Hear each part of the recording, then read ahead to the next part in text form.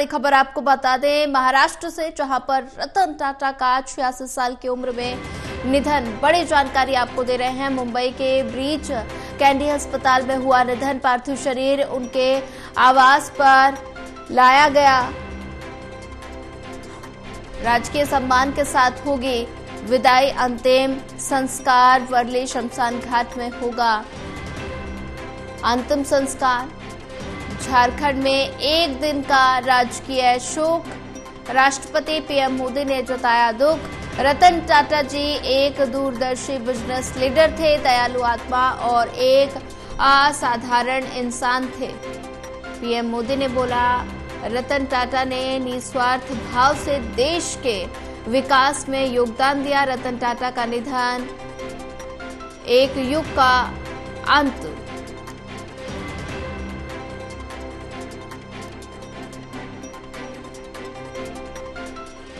और साथ ही भारत ने अपना सच्चा रत्न खो दिया।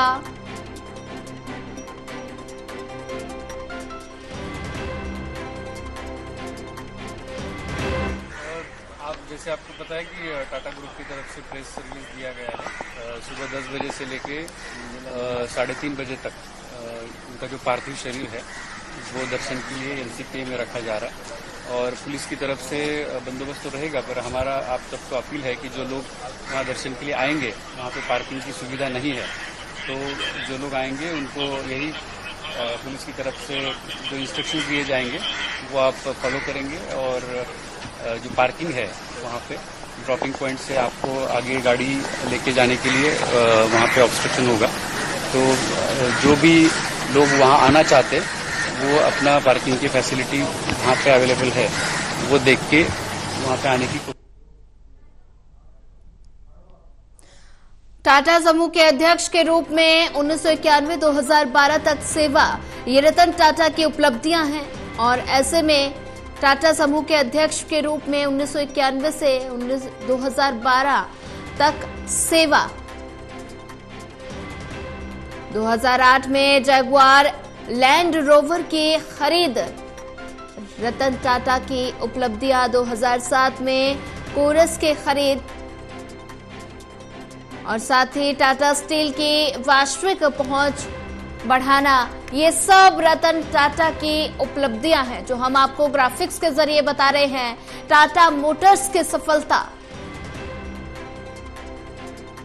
और साथ ही टाटा कंसल्टेंसी सर्विस की वैश्विक पहुंच बढ़ाना, ये सब ग्राफिक्स के जरिए आपको रतन टाटा की उपलब्धियां बता रहे हैं। टाटा समूह के वैश्विक ब्रांड वैल्यू में वृद्धि।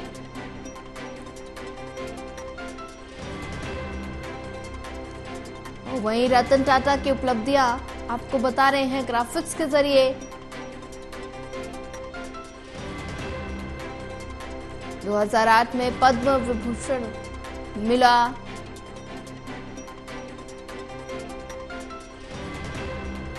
बता दें कि 2000 में पद्म भूषण मिला और साथ ही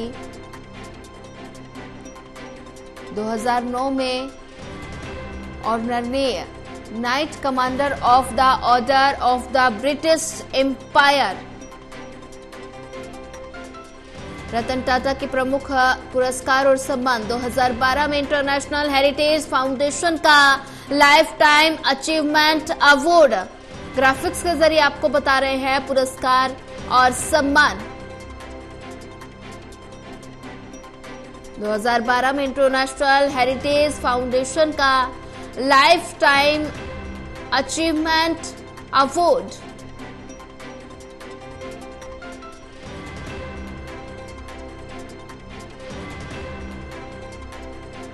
रतन टाटा का 86 साल की उम्र में निधन। राष्ट्रपति और पीएम मोदी ने शोक जताया। राजकीय सम्मान के साथ होगी अंतिम विदाई।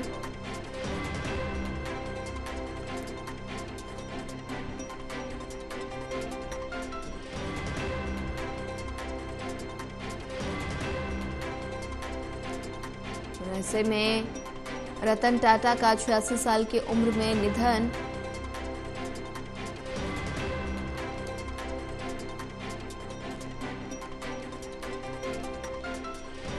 मुंबई के ब्रीच कैंडी अस्पताल में निधन हुआ। पार्थिव शरीर उनके आवास पर लाया गया।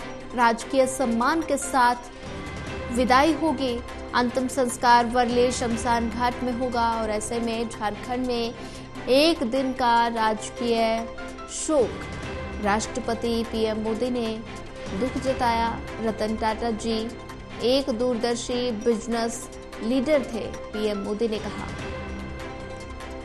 और ऐसे में राजकीय सम्मान के साथ अंतिम विदाई होगी। पार्थिव शरीर उनके आवास पर लाया गया।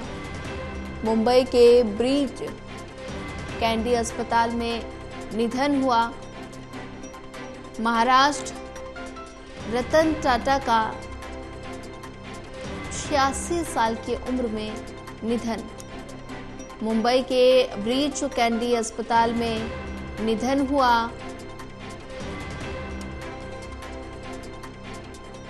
और वहीं से खबर पर ज्यादा जानकारी साझा करने के लिए हमारे साथ रिया जुड़ चुकी हैं। रिया, रतन टाटा का 86 साल की उम्र में निधन और ऐसे में बता दें कि मुंबई के अस्पताल में उनका निधन हुआ, क्या कुछ ज्यादा अपडेट? जी बिल्कुल सोनिया, जिस तरह से रतन टाटा के मृत्यु की खबर सुनते हुए देश भर में काफी ज्यादा शोक की लहर नजर आ रही है, क्योंकि जिस तरह जानकारी प्राप्त हुई उसमें ये पता चला है कि बीते रात ही यानी कि बुधवार में देर रात उनका निधन हो गया। हालांकि निधन के बाद से राजनीतिक हलचल जो है वो भारतीय पड़ाव पर भी देखने को मिल रही है, क्योंकि अब तक रतन टाटा के निधन को लेकर पीएम नरेंद्र मोदी और इसके अलावा गृह मंत्री अमित शाह और उसके साथ साथ में दिल्ली में जो राष्ट्रीय स्तर की पार्टी है आम आदमी पार्टी, उनके भी तमाम नेताओं की तरफ से शोक जो है वो जाहिर किया गया है, जिसे एक्स हैंडल पर लिखकर जाहिर किया गया है, जिसमें सीधे तौर पर सभी का ये स्टेटमेंट है कि रतन टाटा जो है वो काफी आप कह सकती हैं कि एक साधारण छवि के व्यक्तित्व के इंसान वो थे और जिस तरीके का सहयोग देश के विकास को लेकर उनका हमेशा से रहता था वो कहीं ना कहीं पर काफी सकारात्मक भी नजर आता था। लेकिन ऐसे में रतन टाटा पूरा जो ग्रुप है, पूरा जो समूह है, उसका एक फेज और एक सबसे बड़ी मजबूत कड़ी जो है वो देश में सबके साथ नहीं है। तो काफी जो दुख है वो आप कह सकते हैं कि रतन टाटा को लेकर जाहिर किया जा रहा है। हालांकि मुंबई में ही एक अस्पताल में उनका निधन हुआ है और उनका जो समूह है, ग्रुप है, उनके माध्यम से लगभग 3 दिन पहले एक्स हैंडल पर एक स्टेटमेंट लिखा गया था, जिसमें ये बताया गया था कि उन्हें ब्लड प्रेशर और उसके अलावा हार्ट में कुछ प्रॉब्लम है, जिसकी वजह से उन्हें अस्पताल में भर्ती कराया जा रहा है। लेकिन इस बात का अंदाजा किसी ने नहीं लगाया था कि इस अस्पताल के अंदर उनका जो ये इलाज है वो कहीं ना कहीं पर आखिरी होगा, क्योंकि काफी मामूली आप कह सकती है कि ये बीमारी थी, जिसमें कि सिर्फ खाली ये कहा जा रहा था कि ब्लड प्रेशर काफी हाई हो रहा था, जिसकी वजह से एहसास हुआ कि उन्हें जल्द से जल्द भर्ती कराया जाए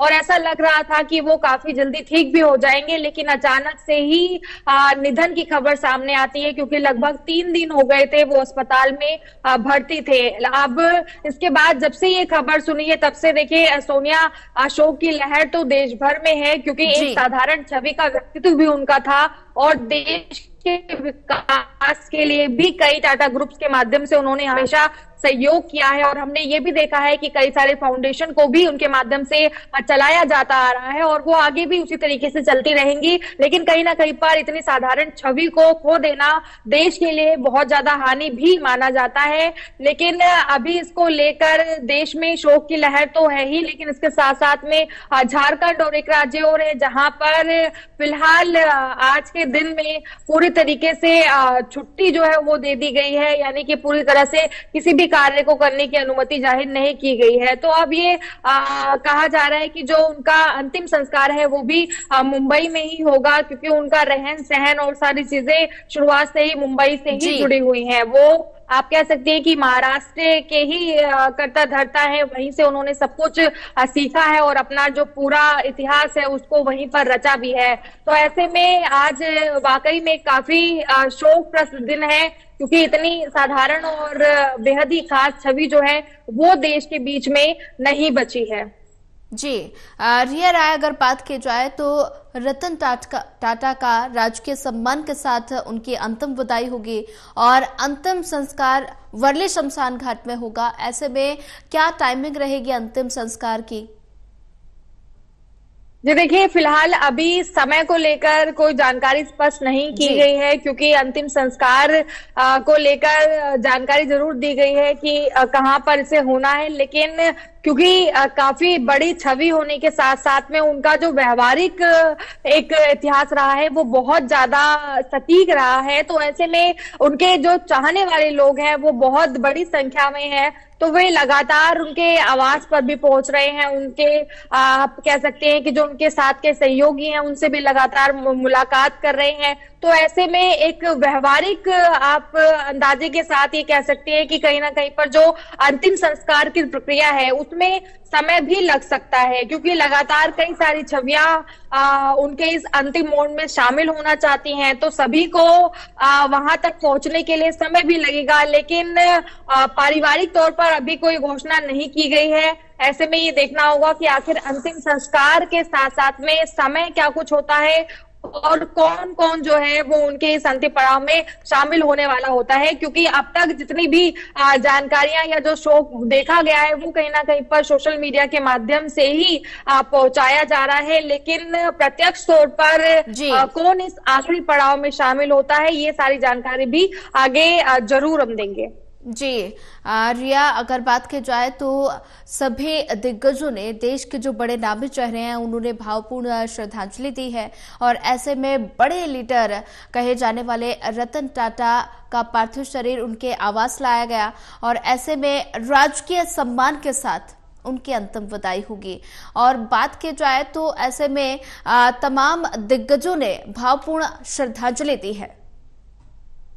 जी बिल्कुल, देखिए श्रद्धांजलि की बात की जाए तो मैंने शुरुआत में ही कहा था कि ना सिर्फ साधारण छवि जो है, क्योंकि देखिए ये रतन टाटा को लेकर जो आम जनता है इनके बीच में भी ठीक उसी तरीके का भाव है जिस तरीके से हमने बड़े बड़े दिग्गज चेहरों के बीच में देखा है, क्योंकि रतन टाटा का जो व्यक्तित्व रहा है शुरुआत से ही वो बच्चे बच्चे के अंदर उसकी जानकारी है कि रतन टाटा जो है वो कौन सी छवि है, उनका किस तरीके का योगदान शुरुआत से देश के प्रति रहा है। हालांकि ये भी कहा जाता है कि रतन टाटा अगर चाहते तो अपनी जो गिनती है वो और भी ज्यादा नामी गामी दिग्गजों में दर्ज करा सकते थे, लेकिन उनका व्यक्तित्व काफी साधारण रहा है और उस साधारण छवि के लिए ही वो जाने जाते हैं, क्योंकि आर्थिक सहयोग के साथ साथ में देश के विकास के लिए भी उन्होंने बढ़ चढ़कर हिस्सा लिया है। और यही वजह है कि ना सिर्फ आम जनता बल्कि जो राजनीतिक बड़े दिग्गज चेहरे हैं वो भी कहीं ना कहीं पर मायूस नजर आ रहे हैं, क्योंकि पीएम मोदी ने भी एक्स हैंडल से स्टेटमेंट जो है वो लिखा है, जिसमें उन्होंने भावपूर्ण श्रद्धांजलि के साथ साथ ये कहा है कि हमारे बीच में आज एक साधारण छवि नहीं है जिसने कि हमेशा ही निष्पक्ष रूप से देश के विकास के लिए काफी बड़ा योगदान दिया है। वहीं पर देश के गृह मंत्री अमित शाह ने भी भावपूर्ण श्रद्धांजलि देते हुए कहा है कि आज हमने एक बेहद ही साधारण छवि को खो दिया जिसकी बेहद ज्यादा दुख है। और इसी के साथ साथ में दिल्ली की अगर बात करें तो आम आदमी पार्टी के तरफ से भी जो कई सारे नेता हैं उनके तरफ से भी कहा गया है कि रतन टाटा सुनने में ही एक अलग व्यक्तित्व सामने आ जाता है, एक इस प्रकार की छवि है जिसका उदाहरण आज तक देश में कभी भी देखा नहीं गया है। तो आप कह सकते हैं कि राजनीतिक दिग्गजों के साथ साथ में आम जनता के बीच में भी रतन टाटा के निधन को लेकर शोक की लहर है, लेकिन फिलहाल ये कहा जा सकता है कि समय पूरा होने पर उसे कोई नहीं रोक सकता है, क्योंकि किसी प्रकार की कोई बीमारी उन्हें नहीं थी और 3 दिन तक अस्पताल में भर्ती रहने के बाद कल देर रात जो है ये खबर सामने आई जिसमें ये पता चला कि रतन टाटा अब नहीं है। जी रिया राय, ज्यादा जानकारी साझा करने के लिए आपका धन्यवाद।